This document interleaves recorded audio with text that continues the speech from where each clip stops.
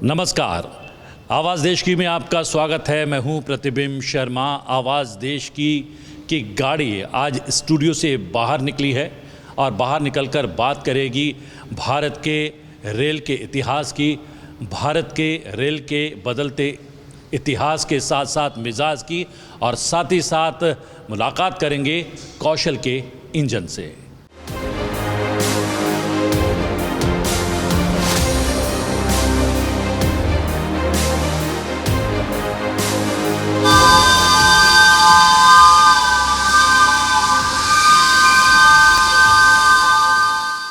जी हाँ, जिस हम कौशल के इंजन की बात कर रहे हैं उनका नाम है संजय विगमल। उनका ये पूरा कह सकते हैं इंजन बनाने की एक फैक्ट्री है। इस फैक्ट्री में किस तरीके के इंजन बनाए जाते हैं, इस इंजन बनाने के पीछे की मंशा क्या है, उद्देश्य क्या है, वो जानने की कोशिश करेंगे। और वो रहे संजय विगमल। ये देखिए, ये भाप का इंजन नज़र आ रहा होगा, ये वो इंजन है और ये इंजन के पीछे बैठा वो कौशल है जिसका नाम है संजय विगमल। बहुत बहुत स्वागत है। Thank you. मैं बचपन में था, छोटा था, तो अपने घर वालों के साथ शायद मुंबई गया था। तब पहली और आखिरी बार भाप के इंजन वाली रेलगाड़ी में बैठा था। अब उसके बाद पहली बार उसका साक्षात्कार कर रहा हूँ। Thank you very much.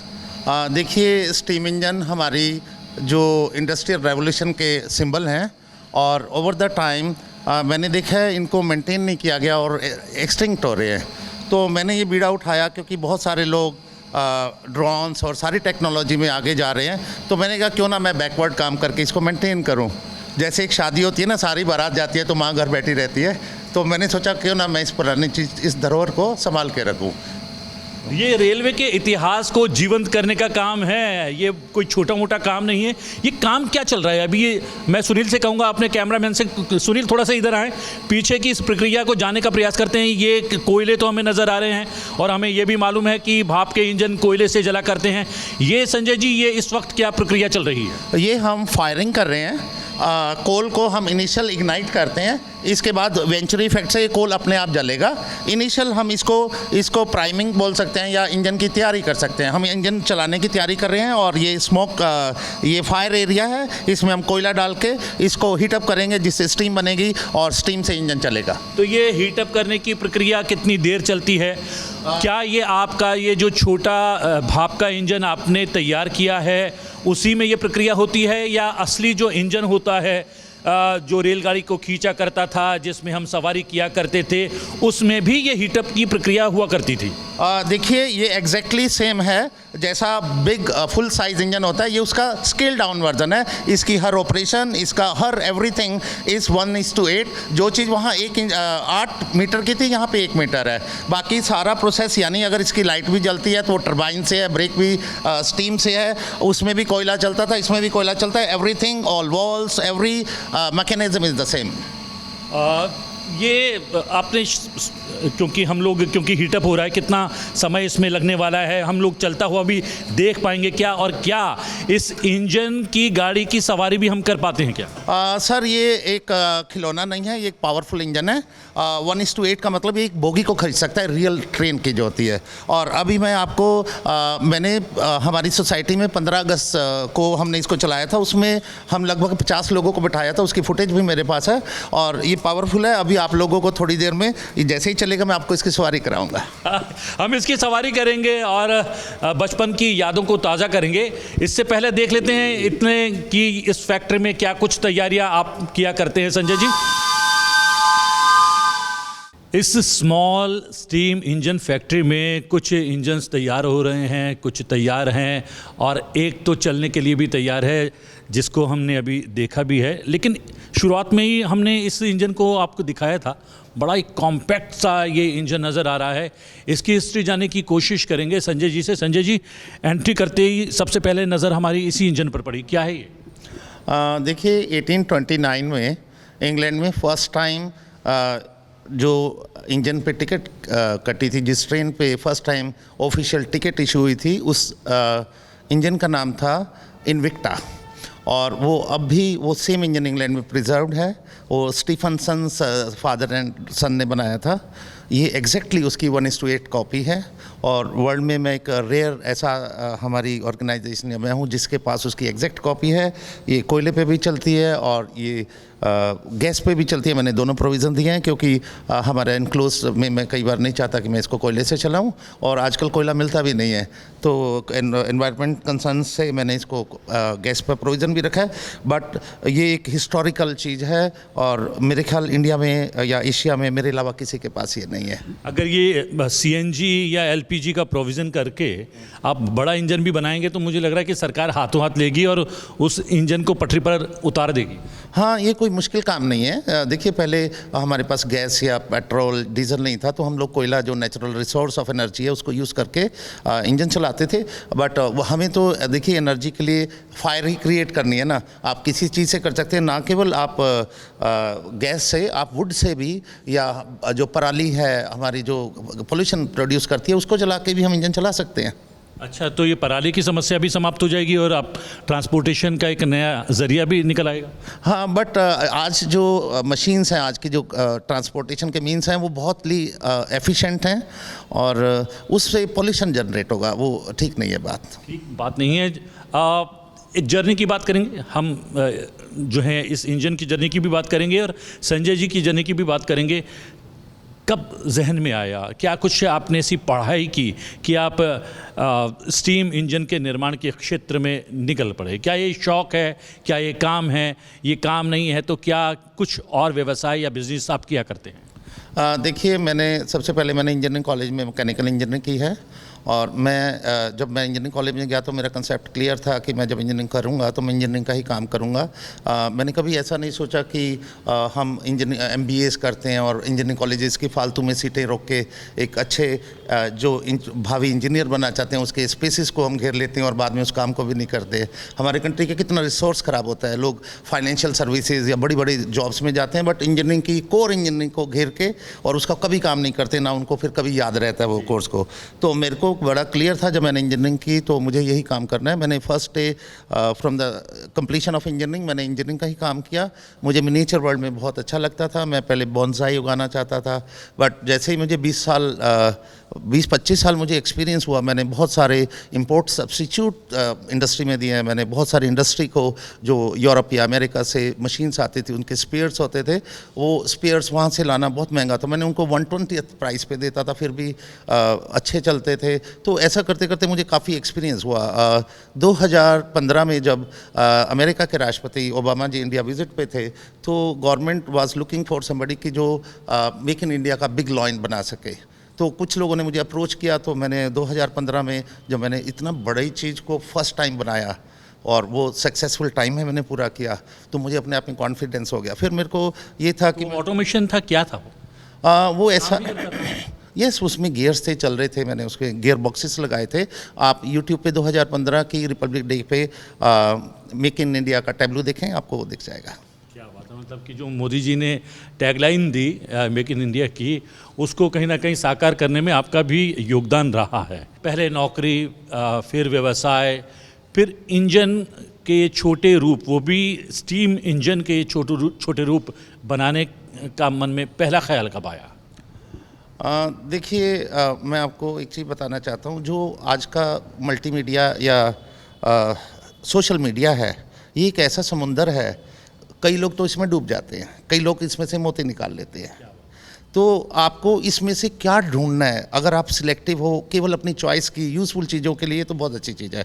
Otherwise लोग इसमें डूबते जाते हैं, अपना टाइम वेस्ट करते जाते हैं और अननेसेसरी बहुत चीप मटेरियल अवेलेबल है, बच्चे बिगड़ जाते हैं उसमें। तो मैंने इस मीडिया को द बेस्ट यूज़ किया है। मैंने इसमें से सोने या मोती को चुना है। इसमें मैंने कोई ऐसा मटेरियल को नहीं देखा जिसमें मेरा टाइम वेस्ट हो। इसमें बहुत अच्छी चीज़ें हैं, ऐसा नहीं है कि टोटली रॉन्ग है। तो मैं एक बार एक यूट्यूब पे बाय चांस मुझे रिकमेंडेशन आई, उसमें एक बंदा स्टीम इंजन बना रहा था बड़ा, तो मुझे वहाँ से इंस्पायर हुआ कि अब हम भी इसको बना सकते हैं। और मैंने इसको आउटराइटली ये नहीं देखा कि मैं बना लूँगा। मैंने इसको 1.5 ईयर इसको स्टडी किया। अगर मैं इसको बनाता, क्योंकि मैं एक इंजीनियर हूँ, अगर इसको बना के मैं एक्चुअल नहीं चला पाया तो वो तो मॉडल बन गया ना। तो मैंने ये चाहा कि मैं इसको तब बनाऊंगा जब मेरे को ये श्योर हो जाएगा कि मैं इसको चला लूँगा। उसमें मुझे 1.5 ईयर लगा टू मेक इट श्योर कि मैं इसको चला लूँगा। फिर मैंने इसके बारे में मैंने 1.5 साल इसकी फुल स्टडी की और फिर मैंने इसको स्टार्ट किया बनाना। और ये मेरा एक हॉबी है, बट हम लोग पंप बनाते हैं, वो भी एक हाईली इंजीनियरिंग बिजनेस है। क्योंकि मेरे पास मशीन्स और लोग वहाँ वर्क में मैं जब वर्क एस्टेब्लिश हो जाता था तो मेरे पास मशीन और टाइम थोड़ा स्पेयर होता था, मैंने उसको इसको बनाने में लगाया। But thankful to my wife, she जब मैं इसमें घुसा तो इतना इनग्रॉसिंग ये चीज़ है, इतना आपको अट्रैक्ट करती है कि मैं टोटली इसमें घुस गया। और मेरी वाइफ ने मेरा बिज़नेस को संभाला और उसने मुझे अलाउ किया कि you do this is loveliest hobby you are doing. चलिए आप अपनी इस फैक्ट्री को दिखा दें, क्या कुछ और काम चल रहा है वो भी देखने की कोशिश करते हैं। चलिए। आवाज़ देश की में आवाज़ देश की बनने के लिए यहाँ पर बहुत सारे चेहरे हैं, स्टूडेंट्स हैं, स्कूल स्टूडेंट्स हैं। और संजय जी, मुझे लग रहा है कि आपको ये जो है वर्कशॉप के साथ साथ एक अम्यूज़मेंट पार्क भी बनाना पड़ेगा जहाँ पर बहुत बड़ी संख्या में लोग आपका एक काम देखने आए। यहाँ पर क्या आमतौर पर स्कूल कॉलेज के बच्चे आते हैं और लोग आते हैं और ये इंजन देख कर जाते हैं जो आपने बनाए हैं इतनी मेहनत से? देखिए ये ना एक बहुत इंटरेस्टिंग सब्जेक्ट है। ये एक जेंडरलेस है और एजलेस चीज़ है, तो सारे लोगों का बहुत इंटरेस्ट होता है। और यहाँ पे कई स्कूल के बच्चे और टेक्निकल इंस्टीट्यूशंस के बच्चे मेरे पास इसको देखने के लिए आते हैं। आज ये DPS स्कूल के बच्चे भी आए हुए हैं, तो इनका बहुत स्वागत है। हमें बहुत खुशी होती है इनको ये चीज़ दिखाने में। और श्योरली मैं इस प्रोसेस में हूँ कि मैं एक म्यूज़ियम पार्क बनाऊँ। बट इसमें एक प्रॉब्लम ये है कि अगर ये खुले में हो, जिसमें स्पेस ओपन और सेफ हो तो बहुत अच्छा होगा, जिसके लिए मैं सोचता हूँ कि एक इंडिविजुअल लेवल पे मैंने इतना पैसा खर्च करके इसको बनाया। अगर गवर्नमेंट का कोई गवर्नमेंट ऑर्गेनाइजेशन इसमें अगर सपोर्ट करे तो मैं आपको एक बहुत ही सुंदर इंटरनेशनल लेवल का एक अम्यूज़मेंट पार्क दे सकता हूँ। और मोदी जी की लीडरशिप में हम लोग नए नए रास्ते खुल रहे हैं। क्यों ना हम एक ऐसा अम्यूज़मेंट पार्क बनाएं जो वर्ल्ड क्लास हो, जिसमें हम आप देखिए दुबई वगैरह में उनसे भी एक अच्छी चीज़ बना के दे सकता हूँ। मुझे अबू धाबी और दुबई से काफ़ी ऑफ़र आते हैं वहाँ पे अम्यूज़मेंट पार्क बनाने के लिए with this kind of engines. पर मेरी सोच है कि हम अपने देश से स्टार्ट करेंगे, फिर बाद में इनको ये देंगे। कौन से स्कूल से हो आप लोग? DPS मारुति कुंज। इंडियन रेलवे की कुछ हिस्ट्री के बारे में पता है? Yes sir. चलिए, कितना पता है हम जानने की कोशिश करेंगे। पहला बड़ा आसान सा सवाल है, आप लोगों को सबको मालूम होगा कि भारत में पहली ट्रेन कब चली थी और कहाँ चली थी? Sir, the first passenger train ran in 1853 from Bombay's Porbandar to Thane. किसी और को भी पता था? चलो, इनके लिए ताली बजनी चाहिए। कोई बता सकता है कि वर्ल्ड वाइड भारत की पोजीशन क्या है, जो स्ट्रेंथ है? पास आ जाओ। क्या नाम है? काव्य शर्मा। हाँ, काव्य, हम लोगों का जो स्ट्रेंथ है, जो साइज है, वो विश्व में कौन से रैंक पर है? सर 4th रैंक पे। 4th रैंक पर है। ये तैयारी करके आए हैं क्या आप लोग? तो अगर ये पता है कि हमारी रैंक कितनी है तो ये भी मालूम होगा कि हमारी टोटल लेंथ कितनी है रेलवे ट्रैक की। अब आ गया। क्या ये बच्चियां क्या पीछे रहे हैं? सारे लड़के बता रहे हैं, जवाब दे रहे हैं। Sir, the length of Indian Railways is 1,15,000 kilometers. क्या बात है, तालियां होनी चाहिए। और चलिए, ये तो हो गई जो है इतिहास की बातें और जो है मेजरमेंट करके बता दिया इन्होंने कि क्या हमारी पोजीशन है। तकनीक से जुड़े हुए कुछ सवाल हैं, आपको शायद पता है कि नहीं है। पहले काउंटर में जाया करते थे हम लोग, लंबी लंबी लाइन में लगना पड़ता था और हमें तब जाकर रिजर्वेशन मिलता था, टिकट मिलती थी। भारत में इंटरनेट के थ्रू रिजर्वेशन कब से शुरू हुआ? रेल रिजर्वेशन का कोई लड़की हाथ नहीं उठा रही है, मैं लड़कियों से पूछूंगा। Sir, it was started in 2004. ताली तो बजा दो, तुम में से एक बच्ची है।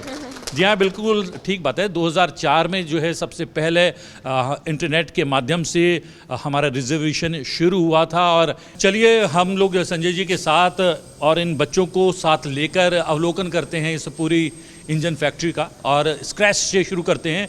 यहाँ पर संजय जी, ये कुछ व्हील्स नज़र आ रहे हैं, इसके बारे में कुछ बताएं। ये क्या ये व्हील्स भी आप बनाते हैं या व्हील्स आपको बाज़ार से मिलते हैं, आप असेंबल करते हैं? देखिए, ये एक रेयर हॉबी है इसका आपको कोई स्टोर नहीं है या कहीं मटेरियल नहीं मिलता।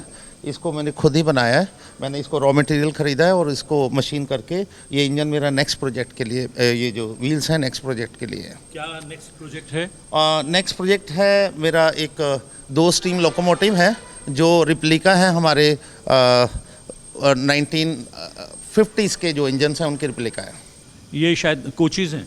नहीं सर, ये मेन फ्रेम है इंजन का। इंजन जैसे हमारी चेसिस स्टार्ट होती है हमारे गाड़ी की, तो ये मेन फ्रेम है उसका, इंजन स्टार्ट यहाँ से होगा। तो आपकी ये सतत प्रक्रिया चलती रहेगी, एक इंजन तैयार होगा फिर उसके बाद दूसरा, दूसरे के बाद तीसरा? सर यस, मैं आई विल कीप इट, मैं इसको हमेशा करता रहूँगा। जी हाँ। और ये लगभग तैयार सा इंजन है, ये इसके पीछे क्या स्टोरी है, ये वो भी जानने की कोशिश करेंगे। देखिए ये एग्जैक्ट 1:3 रिप्लिका है हमारा दार्जिलिंग हिमालयन रेलवेज, और ये एग्जैक्ट कॉपी है उसकी।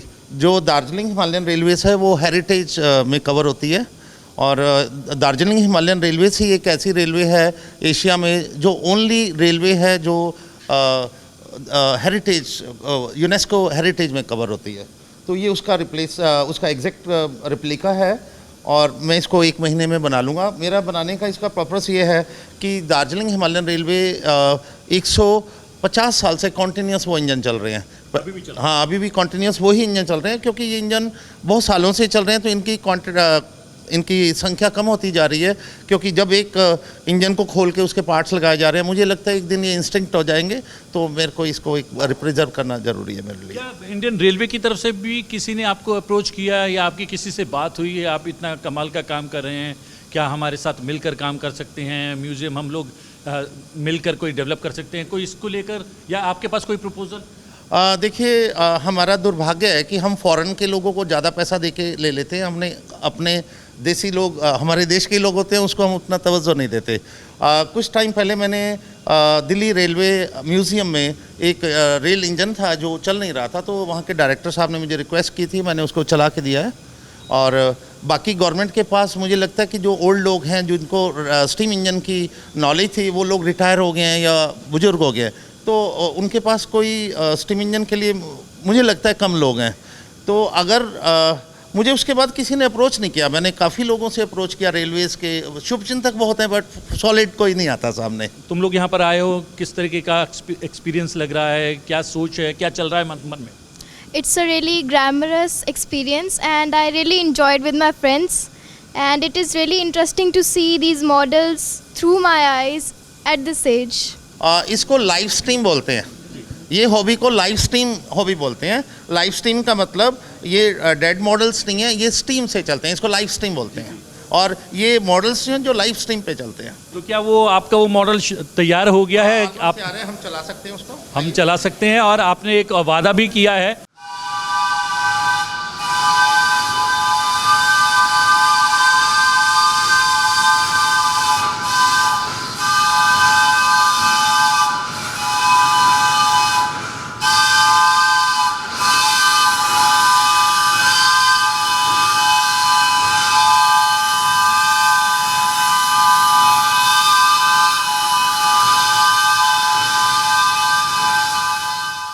अटेंशन प्लीज़, अब ये स्टीम रेलगाड़ी इस स्टेशन से सवारियों के साथ निकलने वाली है। हमने चलता हुआ तो इंजन देख लिया, अब आपने इसमें बोगियां भी फिट कर दी हैं, और साथ में हम देख रहे हैं कि सवारियां जो हैं बच्चों के रूप में सवार हो गई हैं। क्या कुछ तैयारी करनी पड़ती है? आप बैठे हैं और आपके हाथ में कुछ ये औजार सा भी है।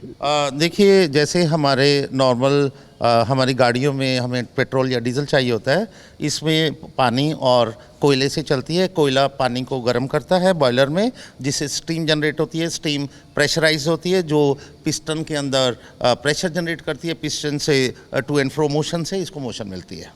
चलिए, ये इंजीनियर भी हैं और इस इंजन के ड्राइवर भी हैं, वो तो तैयार हैं। सवारियां कितनी तैयार हैं, आइए देखते हैं। पहली बार है मैंने देखा है कि ये जो ट्रेन में ट्रैवल करने वाले डिब्बे के अंदर नहीं, डिब्बे के ऊपर बैठे हैं। कैसा लग रहा है? सर बहुत एक्साइटमेंट हो रही है, और बस कब चलेगी ये ट्रेन, इसका इंतज़ार है। तुमने चलते हुए तो देख लिया, तो उसके बाद मन में आया कि यार इस पर राइड भी करनी चाहिए। यस सर, बहुत मज़ा आएगा, देखते हैं हम। Yes, so really exciting. अभी वेट नहीं हो रहा है कब स्टार्ट होगी. तुम तो मुझे लग रहा था छैया छैया गाने की तैयारी कर रही हो. अगर अच्छा लगा तो फॉर श्योर. For sure. एक बार गा तो दो. चलिए सब एक साथ 1 2 चल छैया छैया छैया छैया चल छैया छैया छैया. चल छैया छैया के साथ ये ट्रेन तैयार हो चुकी है. स्ट्रीम जो है वो बन चुका है. आग धधक रही है और संजय जी इस ट्रेन को लेकर आगे बढ़ने वाले हैं.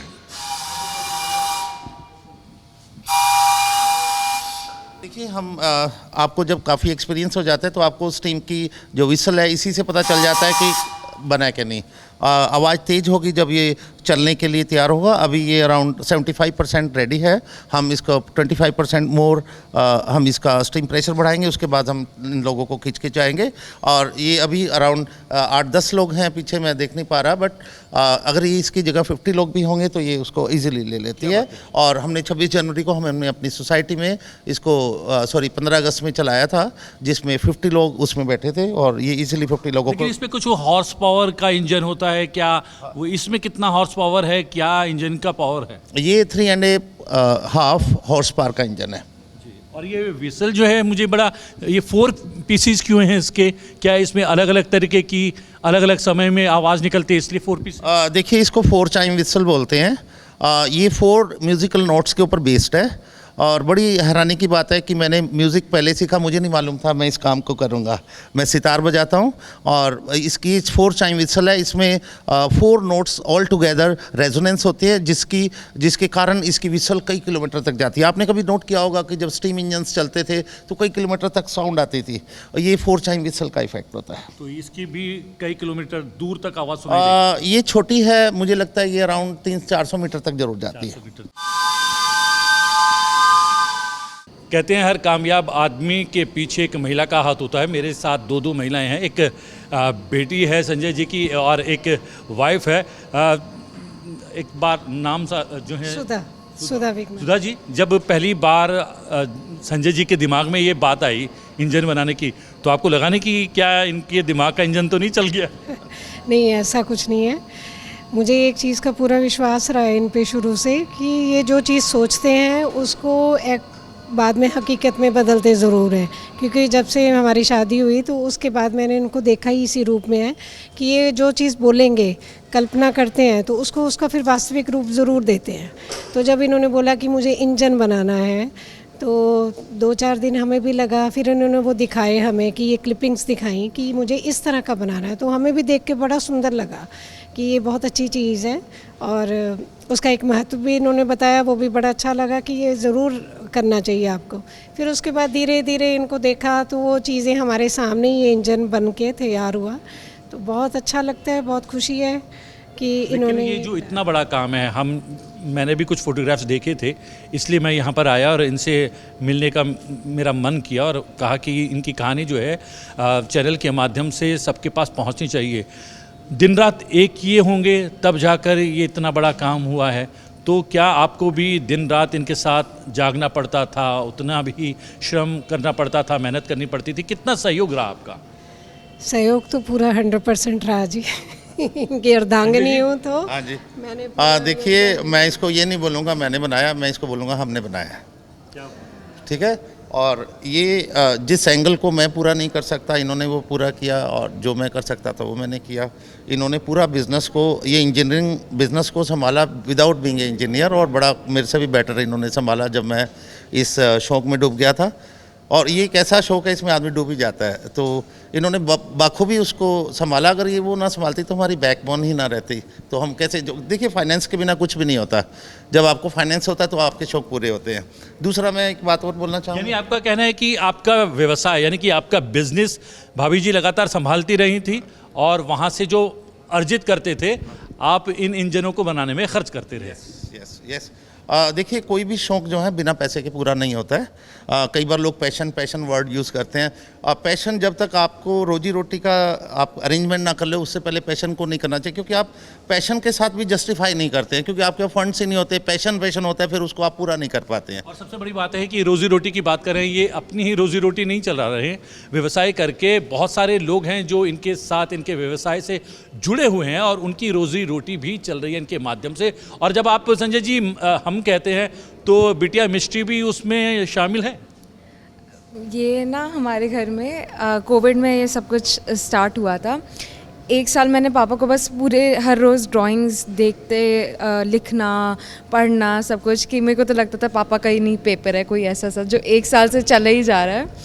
और हमारे घर में पापा मम्मी इस चीज़ों में हम सारे इतने इन्वॉल्व है कि अब हमें ट्रेन नहीं लगती। 5 साल का हमारे घर में वो बच्चा है, पापा की चौथी औलाद है वो हमारे घर में। तो हाँ, it is been a very good journey और आई वुड लाइक कि आगे जाके भी वी कंटिन्यू दिस लेगेसी। तो जब आपके यार दोस्तों को पता लगता होगा, जो नियर एंड डियर्स हैं उनको जब पता लगता होगा, तो उनका आपको देखने की क्या सोच बदली है, किस तरीके से देखते हैं आप? हाँ, मतलब या पूरी फैमिली उनको लगता है कि मेरे पापा बहुत ज़्यादा कूल हैं और वो ऐसे चीज़ें बनाते हैं, और वो भी अपनी विश करते हैं कि हम भी आके देखेंगे, हम भी आके देखेंगे। जब हमारे घर में मेरा कमरा ऑफिस में कन्वर्ट हुआ था फॉर दिस, तो लाइक जब मेरे घर में था ये इंजन, तो मैं हमेशा हर रोज़ मेरे दोस्त मांगते थे कि आज कैसे, आज पापा ने क्या करा, आज क्या करा। तो मैं लाइक कभी कभी दिखाती थी कि हाँ पापा इस चीज़ पे काम कर रहे हैं, उस पर मैंने आज ये सीखा। तो डिमांड्स नहीं आती थी कि पापा से कहो कि ये इंजन तो बना लिया, अब इस तरीके की गाड़ी बनाए, अब इस तरीके का प्लेन बनाए, ड्रोन बनाए, इस तरीके की डिमांड्स नहीं आती?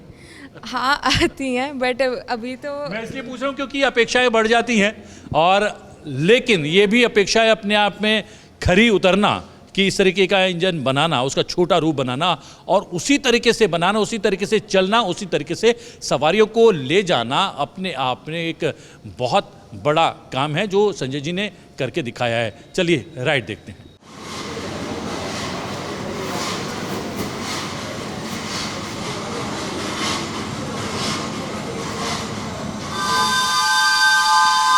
इंजन की गाड़ी पर राइड कर रहे हैं, बैठ गए हैं और पूरा हमने काम देखा संजय जी का, पूरे वर्कशॉप घूमने का प्रयास किया, बच्चों से भी हमने जानकारी लेने की कोशिश की, और ये बहुत ही खूबसूरत अपने आप में आवाज़ देश की का एक एपिसोड रहा। आवाज़ देश की में आज के लिए इतना ही। आवाज़ देश की में आपसे फिर भेंट होगी एक नए विषय के साथ, नए लोगों के साथ। फिलहाल मुझे आज्ञा दीजिए, लेकिन देखते रहिए सनसेट टीवी। नमस्कार।